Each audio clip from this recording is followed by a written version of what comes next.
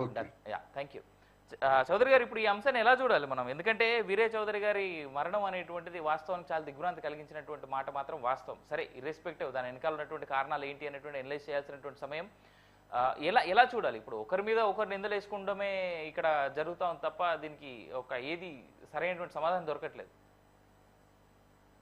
ముందుగా ఈటీవీ వీక్షకులకు మీకు డిబేట్ లో పాల్గొన్న కిషోర్ గారికి కనకరావు గారికి నా నమస్కారం.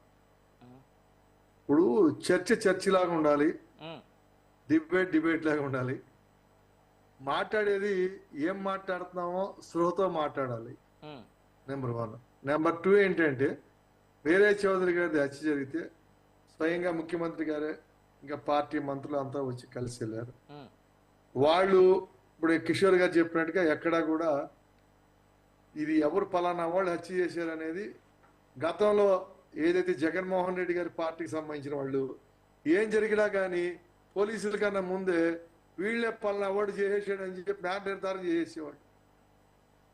నేర నిర్ధారణ చేయాల్సింది కనకారావు గారో కిషోర్ గారో మీరో నేనో కాదు. అవును, వాస్తవం. పోలీసు అనేది ఒక వ్యవస్థ ఉంది, ఆ వ్యవస్థలో వాళ్ళు నేర నిర్ధారణ చేస్తారు.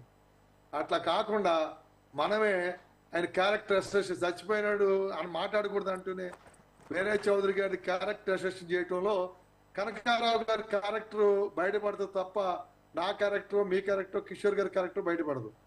మనం ఎప్పుడు కూడా మనం మాట్లాడేది పదవి దాటి అయితే తిరిగి రాదు ఏది కూడా. కాబట్టి ఏంటంటే ఆయన ఇప్పుడు కిషోర్ గారు చెప్పిన దాంట్లో మనకు స్పష్టంగా కనపడేది ఏంటి, ఆయన రియల్ ఎస్టేట్ చేశారు, తర్వాత లిక్కర్ సంబంధించి కానీ వ్యాపారం ఇప్పుడు అందరూ చేస్తారు అనేక రకాలుగా.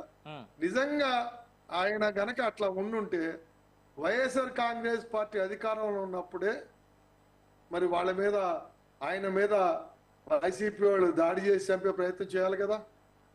చేయలేకపోయారంటే ఇవాళ ఏంటి, అప్పుడు ఆయన జాగ్రత్తగా ఉన్నాడు.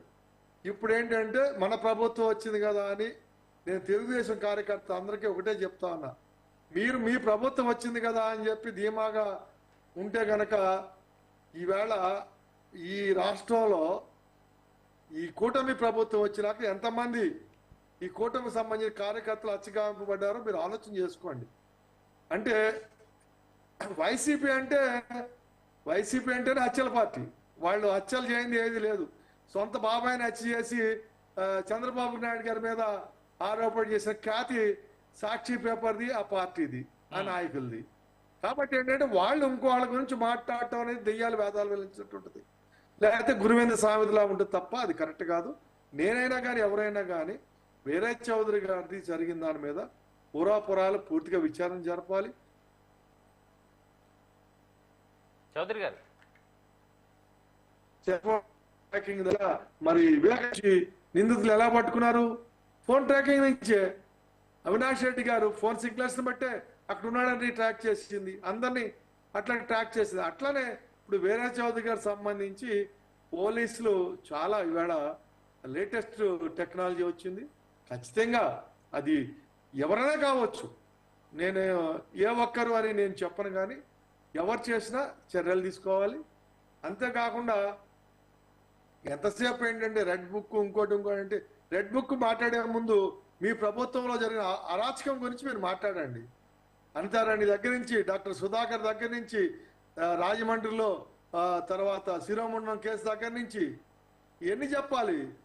తాడేపల్లి ప్యాలెస్కి ముందు ఉన్నటువంటి 4 కిలోమీటర్లు లేకుండా ఆ సీతమ్మపేట కృష్ణానది ఒడ్డున అమ్మాయిల సంగతి కానీ ఇట్లా చెప్పుకుంటూ పోతే ఒక వైసీపీ వీరాభిమాని కరోనా టైం వెళ్తుంటే బండి మీద వెళ్తాడు, పట్టుకుని కొడితే చచ్చిపోవడం కానీ ఇట్లా కొన్ని ఒక్కటి కాదు కొల్లు ఉంటాయి. కాబట్టి ఏంటంటే విమర్శ ప్రతి విమర్శలు కాదు.